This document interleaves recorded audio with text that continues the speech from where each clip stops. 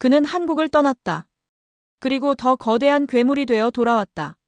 먼저 그 괴물 박광렬의 마약 밀수와 인터폴 체포 장면을 경찰청 자료 화면으로 보시겠습니다.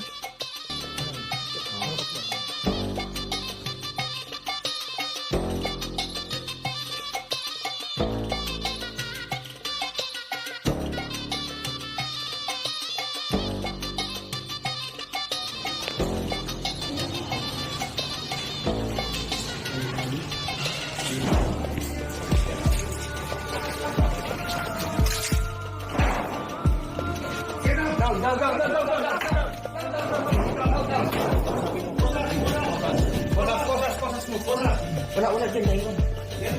Get down. Don't look. Bosas, Jason, bosas. Sige. Dali. Sige, punta na. Get down. 박광렬 씨. Park yun. Bosas. Dali. Ayan yung punta, talihan nyo lang. Bosas. Kaya yung cordon na sapatos. 마비. 텔레그램, 다크웹, 국제조직. 모든 걸 장악했던 한 남자. 경찰도 국가도 아무도 그를 잡지 못했다. 하지만 단 하나, 그가 계산하지 못한 것이 있었다. 끝까지 도망칠 수 있는 범죄자는 없다. 인터폴까지 움직인 대규모 추적, 그리고 공항에서 무너진 마약왕의 마지막 순간. 지금부터 대한민국을 뒤흔든 추적의 전말을 공개합니다. 구독과 좋아요는 이런 사건의 진실을 밝히는데 큰 힘이 됩니다. 안녕하세요. 저는 경찰청 출입기자 이수연입니다. 오늘 제가 여러분께 전해드릴 이야기는 단순한 범죄 사건이 아닙니다. 한 남자의 욕망이 어떻게 제국을 만들었고 그 제국이 어떻게 무너졌는지에 대한 이야기입니다. 박광렬. 이름 석자를 처음 들었을 때 저도 솔직히 그냥 흔한 마약 사범 중 하나겠거니 했습니다. 경찰청 출입을 10년 가까이 하다 보면 비슷한 이름들이 수두룩하게 나오거든요. 그런데 담당 수사관에게 파일을 넘겨받는 순간 저는 멈칫했습니다. 파일 두께가 달랐어요. 두께만 다른 게 아니었습니다. 연루된 나라의 수도, 거래된 마약의 양도, 이 남자가 만들어낸 조직의 규모도 전부 제가 봐왔던 것들과 차원이 달랐습니다. 박광렬은 처음부터 괴물이 아니었습니다. 오히려 그 반대였죠. 경남 창원 출신으로 어린 시절부터 눈치가 빠르고 셈이 빠른 아이였다고 합니다. 돈 앞에서는 특히 더 그랬다고 하더군요. 주변 사람들이 기억하는 박광렬은 꽤 성실한 편이었습니다. 20대 초반에는 작은 무역회사에 다녔고 주말에는 부업으로 이것저것 손을 댔습니다. 겉으로 보기엔 그냥 평범한 청년이었어요. 그런데 박광렬 본인은 그 평범함을 견디지 못했습니다. 수사 기록에 남아있는 진술 내용을 보면 박광렬은 어느 순간부터 이런 생각을 반복했다고 합니다. 합법으로는 절대 못 번다. 죽도록 일해도 아파트 한 채 못 산다. 이 생각이 그의 내면에서 점점 굳어갔던 거죠. 가난이 그를 망가뜨린 게 아니라 가난에 대한 조급함이 그를 무너뜨린 겁니다. 처음 선택은 작았습니다. 지인의 소개로 마약 밀수 물량을 한 번만 받아서 넘기는 일이었습니다. 딱 한 번만 하고 그 돈으로 뭔가를 시작하겠다는 계획이었죠. 그런데 그 한 번이 두 번이 되고 두 번이 10번이 되었습니다. 돈은 박광렬이 상상했던 것보다 훨씬 빠르게 들어왔습니다. 그리고 그 속도에 한 번 맛을 들이면 돌아가는 길이 보이지 않습니다. 박광렬도 그랬습니다. 그는 조직의 말단에서 시작해서 불과 3년 만에 자기만의 유통망을 갖춰버렸습니다. 처음엔 그저 중간 다리 역할이었는데 어느 순간 자신이 그 구조 자체를 장악하기 시작했습니다. 작은 욕심이 어떻게 사람을 바꾸는지 박광렬의 시작은 그 전형을 너무나 정확하게 보여줍니다. 박광렬이 본격적으로 조직을 키우기 시작한 건 30대 초반이었습니다. 이 시기부터 박광렬은 단순히 마약을 유통하는 사람이 아니라 유통구조 자체를 설계하는 사람으로 변해갔습니다. 이 차이가 굉장히 중요합니다. 대부분의 마약 사범은 누군가 만들어 놓은 구조 안에서 움직입니다. 하지만 박광렬은 달랐습니다. 구조를 스스로 만들었습니다. 방법은 간단하면서도 치밀했습니다. 그는 텔레그램을 이용했습니다. 당시만 해도 수사기관이 텔레그램 메시지를 추적하는데 상당한 한계가 있었거든요. 박광렬은 이걸 정확히 알고 있었습니다. 단순히 아는 수준이 아니라 이를 구조적으로 활용했죠. 메인 계정 따로, 거래용 계정 따로, 물건 수령 담당 계정 따로. 각 단계가 서로 연결되어 있으면서도 누가 누구인지는 서로 모르게 만들어 놓은 겁니다. 수사관 한 명이 이렇게 말했습니다.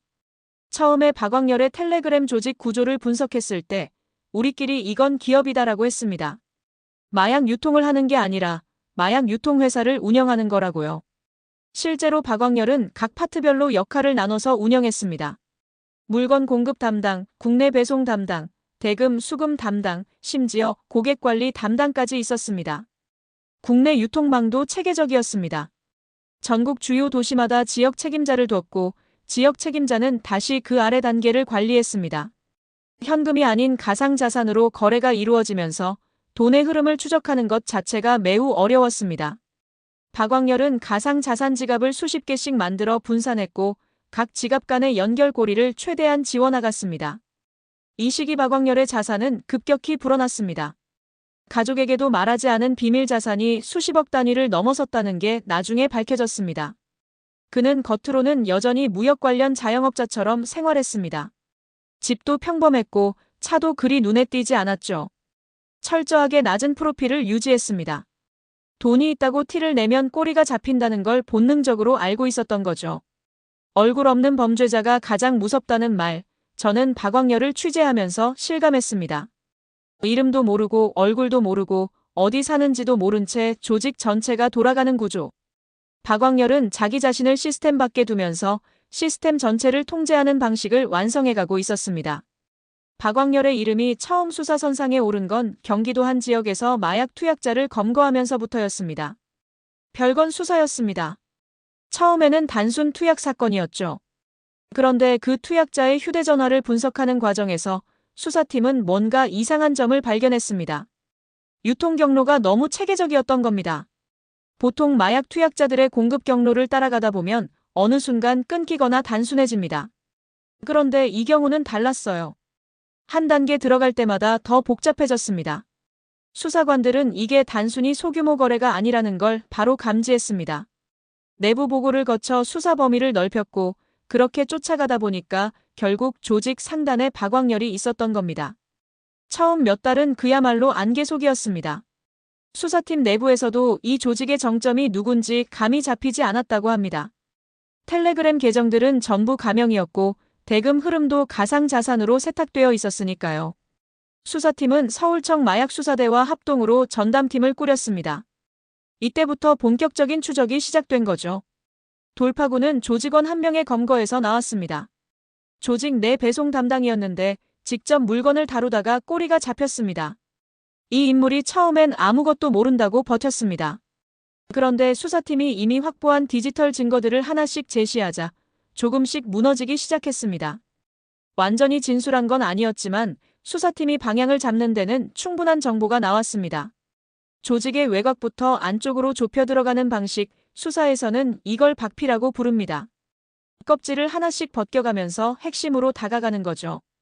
수사팀은 이 방법을 썼습니다. 하나를 잡으면 그 위를 털고 또 그 위를 털고 이렇게 수개월이 지나면서 서서히 박광렬이라는 이름이 구체적인 윤곽을 드러내기 시작했습니다.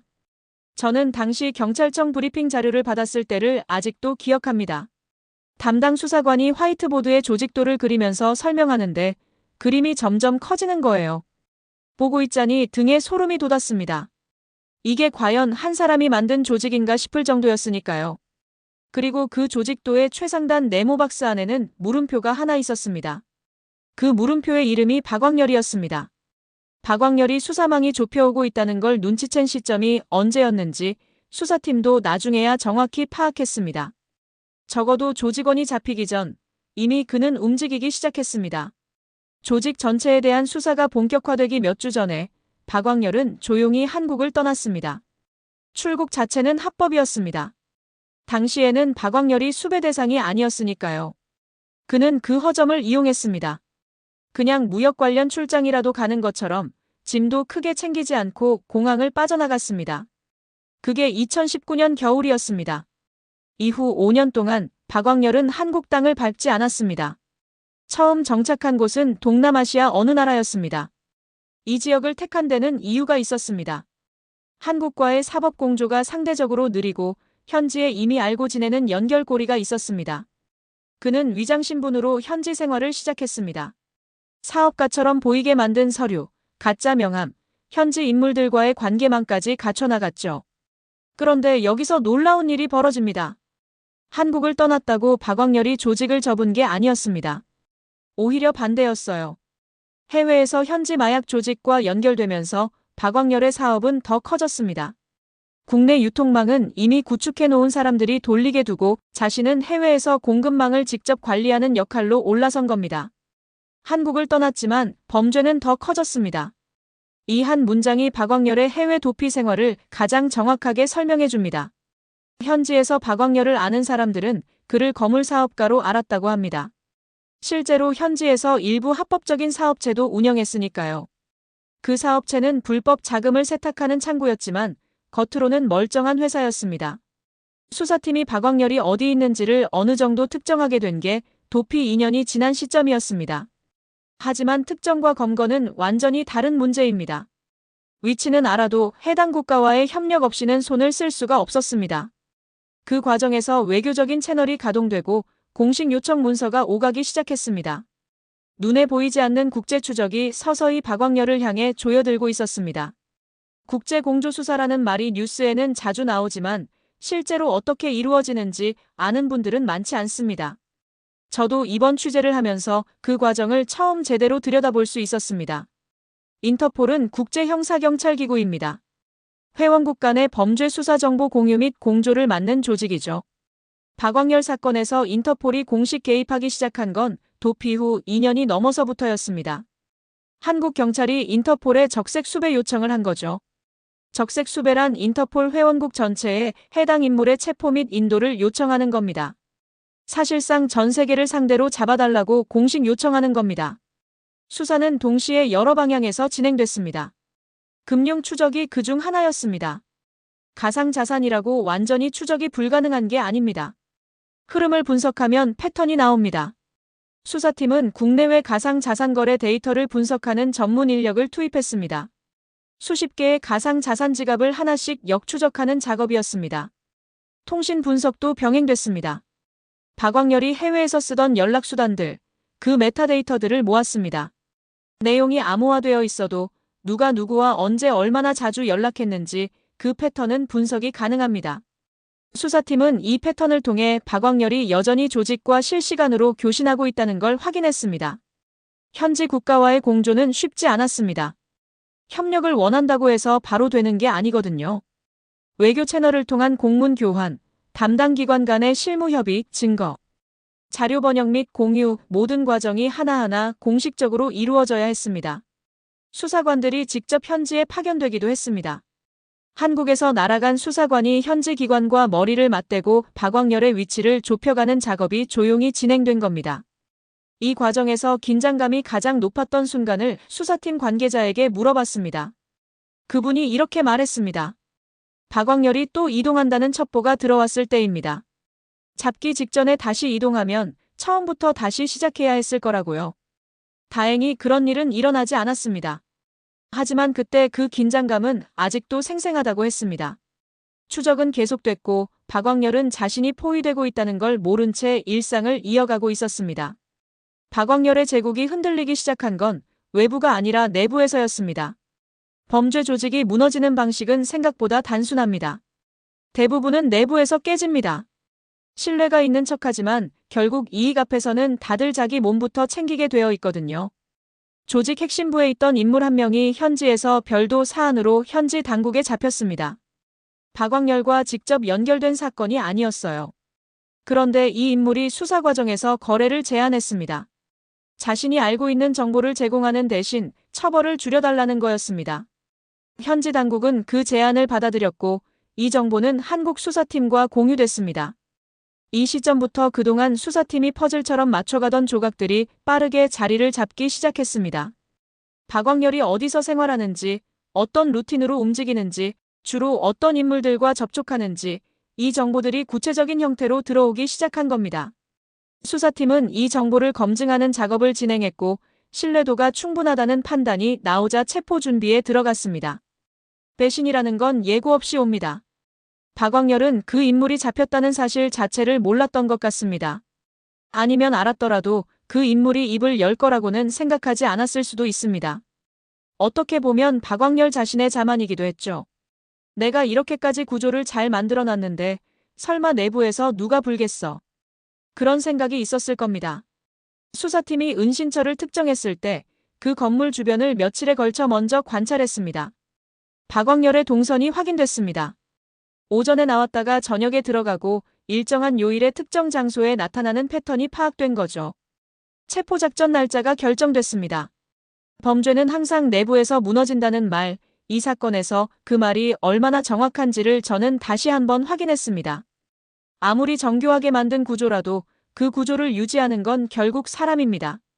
그리고 사람은 위기 앞에서는 자기 자신을 먼저 선택하게 되어 있습니다. 박광렬이 그렇게 많은 것을 설계하면서도 계산하지 못한 게 바로 그것이었습니다. 체포 당일 새벽 5시였습니다. 아직 해가 뜨지 않은 시간이었고 거리에는 사람이 없었습니다. 한국과 현지 수사 인력이 합동으로 박광렬의 은신처 주변을 에워쌌습니다. 체포 작전은 기습이었습니다. 사전 협의된 시나리오대로 현지 수사 인력이 건물 정문과 후문을 동시에 장악했고 한국 측 파견 수사관들이 함께 건물 안으로 진입했습니다. 복도를 따라 이동하는 속도는 빠르고 조용했습니다. 주거지 문을 두드렸을 때 처음에는 반응이 없었다고 합니다. 두 번째 노크 이후 안에서 인기척이 느껴졌고 문이 열렸습니다. 박광렬은 저항하지 않았습니다. 수사팀 관계자가 말하길 문이 열리고 그를 봤을 때 표정이 굉장히 복잡했다고 합니다. 놀랐다기보다 어딘가 허탈한 표정이었다고요. 이미 이 순간이 올 것을 알고 있었던 것처럼요. 아니면 너무 오래 긴장 속에 살다 보니 막상 끝이 왔을 때 더 이상 저항할 힘도 없었던 걸 수도 있습니다. 수갑이 채워지는 그 몇 초 5년 동안의 도피가 끝나는 순간이었습니다. 박광렬은 아무 말도 하지 않았습니다. 수사관들이 신분을 확인하고 권리를 고지하는 동안에도 그는 가만히 있었습니다. 작전에 참여했던 수사관 중 한 명이 나중에 이렇게 말했습니다. 저는 그 순간 솔직히 기쁘기보다 무거웠습니다.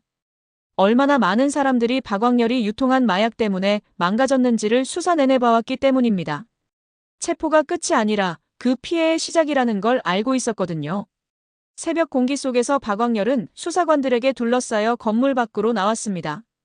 기다리고 있던 차량에 탑승했고 문이 닫혔습니다. 5년에 걸친 추적이 그렇게 조용히 그리고 완전하게 마무리됐습니다. 한국으로의 송환 절차는 체포 이후에도 몇 주가 걸렸습니다. 국제사법 절차라는 게 그렇습니다. 서류가 오가고 양국 법무기관이 확인하고 인도 조건이 최종 합의되는 과정이 필요합니다. 박광렬은 그 시간 동안 현지 구금 시설에 있었습니다. 그리고 송환 당일 인천공항이었습니다. 저는 당시 그 자리에 있었습니다. 비행기가 도착하고 박광렬이 수사관들과 함께 나오는 순간 공항에 대기하고 있던 취재진의 카메라 플래시가 한꺼번에 터졌습니다. 박광렬은 고개를 숙이고 있었습니다. 5년 만에 밟는 한국 땅이었습니다. 그 장면을 보면서 저는 복잡한 감정이 들었습니다. 추적이 끝났다는 안도감, 그리고 이 사건이 만들어낸 피해의 무게. 박광렬이 유통한 마약이 얼마나 많은 이들의 삶에 들어갔을지, 그리고 그 살들이 얼마나 무너졌을지를 생각하면 그의 귀환은 결코 가볍게 볼 장면이 아니었습니다. 이후 수사 결과가 공개되면서 사건의 전모가 드러났습니다. 박광렬이 조직을 운영한 기간 동안 국내에 유통된 마약의 규모, 관련 조직원의 수, 거래에 사용된 가상 자산의 규모까지 숫자들이 하나씩 나올 때마다 언론 보도가 이어졌고 사회적 충격은 컸습니다. 이 사건이 남긴 질문은 하나였습니다. 박광렬 한 명을 잡은 걸로 이 구조가 끝났느냐? 수사팀도 저도 그 답이 아니라는 걸 알고 있습니다. 박광렬이 만들어 놓은 유통망의 일부는 아직도 어딘가에서 돌아가고 있을 겁니다. 다른 누군가가 그 자리를 채웠거나 채우려 하고 있을 겁니다. 박광렬의 도피는 끝났습니다. 하지만 이 사건이 우리 사회에 남긴 질문은 이제 시작입니다. 누가 이 구조를 만들었는지를 잡는 것만큼 이 구조가 왜 계속 작동하는지를 우리가 함께 물어야 합니다. 저는 경찰청 출입기자 이수연이었습니다. 끝까지 봐주셔서 감사합니다.